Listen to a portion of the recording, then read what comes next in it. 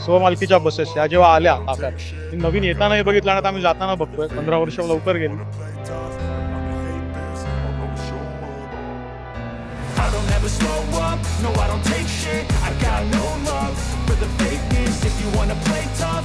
एक आठवडा किंवा 2 आठवड्यामध्ये या गाड्या सगळ्या चालतात. म्हणजे एक रोडवर मुंबईच्या रोडवर या गाण्याची उडी नेहमीच आहे.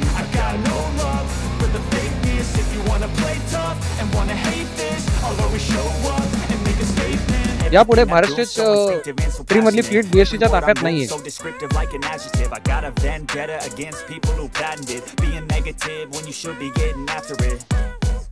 नमस्कार, मी प्रशांत गोडसे. आपण पाहत आहात लेट्सअप मराठी.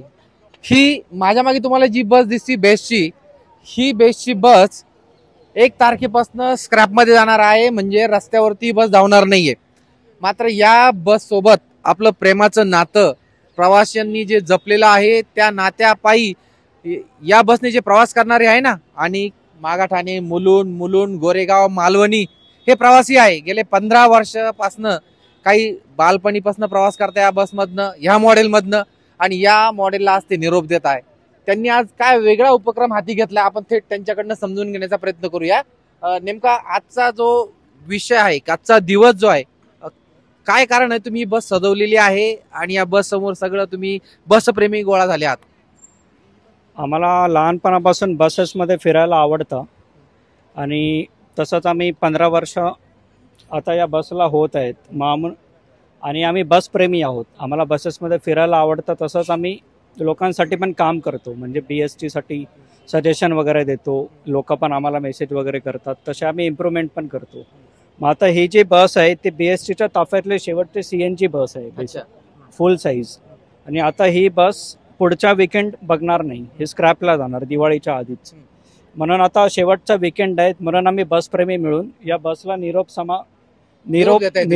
निरोप देतोय बेसिकली. मग आम्ही ही बस सजवली. मालवणी आगारातून निघाली ही बस.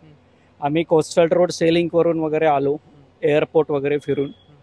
आणि आता पुढे आम्ही Backbay depot, Colaba depot, eastern freeway, SCLR highway, Andheri east west bridge, म्हणजे गोखले ब्रिज जो आत्ताच नवीन चालू झाला आहे, त्याच्यावरून ही बस पण धावली नाही.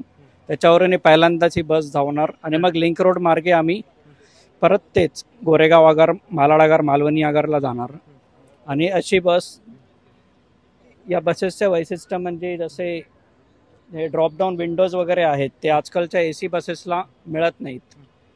म्हणून ही एकदम स्पेशल बस आहे. आणि याच्या आधी पण आम्ही डबल डेकर, MUTP, वायकिंग आणि तसेच टाटाची पण CNG बस होती, त्याचा पण फेअरवेल केला. आणि नेक्स्ट आम्ही टाटा ACGL, जे आता BSTच्या ताफ्यातले शेवटचे बस आहेत, लांब स्वमालकीच्या, लांब मोठ्या साईजची, मग त्याच्याही आम्ही फेअरवेल 2032 मध्ये ठेवणार आहोत. तुम्ही देखील या ग्रुपमध्ये आहात. तुमचा कसा अनुभव या बसचा? लहानपणापासून बसने प्रवास करतोय. मुंबई बसनेच बघितली, BSTतून प्रवास केला, त्यामुळे पहिल्यापासून आवड होती. आणि स्वमालकीच्या बसेस या जेव्हा आल्या ताफ्यात, नवीन येतानाही बघितलं आणि आता आम्ही जाताना बघतोय 15 वर्ष लवकर गेली. त्यामुळे एक आनंदही होता. बसेस होत्या स्वमालकीच्या. दुःखही आहे की स्वमालकीच्या गाड्या जातात त्यात. आणि मगाशी जसं म्हटलं, अशोक लेलँड, हे लेलँड ओळख होती मुंबईच्या बेस्ट बसेसची. हे लेलँड आणि BEST is equal to Mumbai असं एक म्हणजे समीकरण होतं. तर चांगलं वाटतंय. आणि निरोप समारंभ देतोय. ऍक्च्युली वाईट वाटतंय की या बस पुन्हा दिसणार नाहीत आम्हाला, ज्यातनं आमचं बालपण गेलं, कॉलेजचं आयुष्य गेलं, आम्ही ज्यातनं मुंबई फिरलो गल्लीबोळातून. पण ठीक आहे, 15 वर्ष होत असतात, नियमाप्रमाणे गाड्या जातात, त्यामुळे दुःख आहे. पण स्टील ओके, म्हणजे बदल होत असतो, बदल स्वीकारावा लागतो, तसं आहे. आप क्या बताएंगे?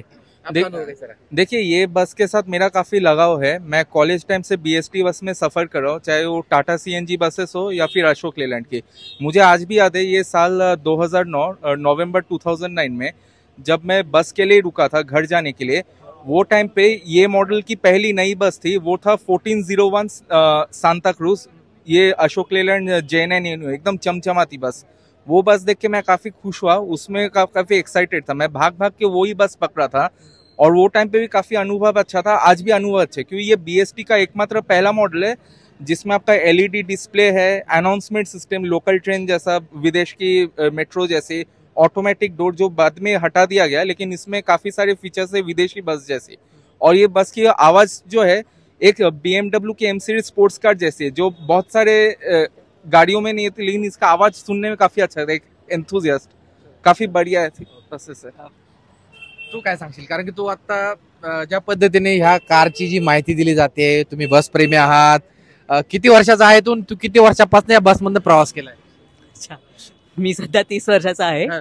आणि मी 15 वर्षापासून या बसमधून नियमित प्रवास केलेला हा. आहे. माझा सर्वात पहिला प्रवास हा गोरेगाव डेपोच्या बसमधून झालेला 33 रूटवर, म्हणून माझ्या टी शर्टच्या मागे तुम्हाला गोरेगाव लिहिलेलं दिसेल. अगदी बरोबर. आणि दुसरं म्हणजे की या 15 वर्ष झाल्या तरी पण या एकदम चांगल्या कंडिशनमध्ये आहेत गाड्या. 15 वर्षामध्ये बेसचे सध्या 27 डेपो आहेत, त्यामध्ये 25 डेपोमध्ये ही गाडी होती आणि या गाडीने 25 डेपोमधल्या वेगवेगळ्या मार्गांवर आपली सेवा बजावली आहे. आणि तसेच ही बस पळायला एकदम सुंदर आहे आणि अशोक लेलँडची असल्यामुळे सगळ्या बस प्रेमींमध्ये ही एकदम आवडीची गाडी होती. एवढे आणि मग ही आता जाणार आहे, आता एक आठवडा किंवा 2 आठवड्यामध्ये या गाड्या सगळ्या जातील. मग ते एक रोडवर, मुंबईच्या रोडवर या गाण्याची उणीव नेहमीच जाणवेल.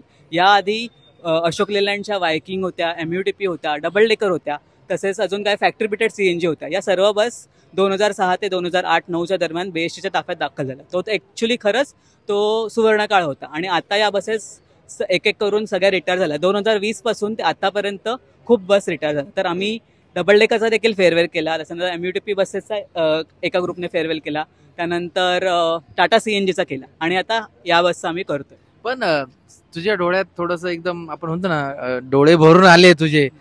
बघ ना तुझे डोळे बोलतात, नाही म्हणून डोळे भरून आले तुझे.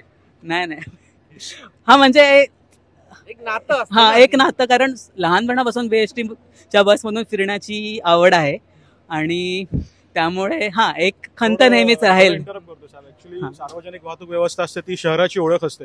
दुर्दैवाने आपल्या इकडे ते नाही लोकांना पटत, खूप लोकांना नाही पटत. बेस्ट ही ओळख आहे मुंबईची आणि वाईट वाटतंय. म्हणजे 15 वर्ष आम्ही प्रवास केला आहे बसमधून, 15 वर्ष पटकन गेली आणि कृतज्ञता आहे बेसिकली बेस्टसाठी. म्हणजे ही एक प्रातिनिधिक बस म्हणता येईल की ही कृतज्ञता आम्ही म्हणजे बेस्टला आम्ही कृतज्ञ आहोत. बेस्टचे अशोक लेलँडचे खास करून अशोक लेलँड, म्हणजे कंपनीबद्दल कोणी बोलत नाही बेसिकली, कुठली बस आहे वगैरे, पण अशोक लेलँडचीही कृतज्ञता व्यक्त करतो, बेस्टची सुद्धा. आणि सार्वजनिक व्यवस्था त्यामुळे एक कणा आहे म्हणजे बेस्ट मुंबईच्या सार्वजनिक व्यवस्थेचा, वाहतूक व्यवस्थेचा. तरी कृतज्ञता आहे फेअरवेल म्हणजे. किती नातं अतूट असतं बघा बेस्टचं. या बस प्रेमींनी यासाठी खास असं तिकीट काढलं आणि हे तिकीट घेऊन, म्हणजे आता नेमकं तिकिटाची थीम काय आपण यांच्याकडनं समजून, नाव काय तुमचं, नेमकं तिकिटाची थीम काय आहे? तर माझं नाव गंधर्व पुरोहित आहे, मी मूळचा राहायला मुलुंडला. तर ह्या तिकिटामागची थीम जे अशी आहे की ह्या बसने, जसं आमच्या सर्व सहकाऱ्यांनी सांगितलं की 15 वर्ष आपली सेवेची पूर्ण केलेली आहे आणि as per motor vehicle act जे आपल्याला BSTला जे काही पालन करावं लागतं की आता 15 वर्षाचं आयुर्मान झाल्यानंतर BSTला ह्या बसेस सेवेतून बाद करणे भाग आहे.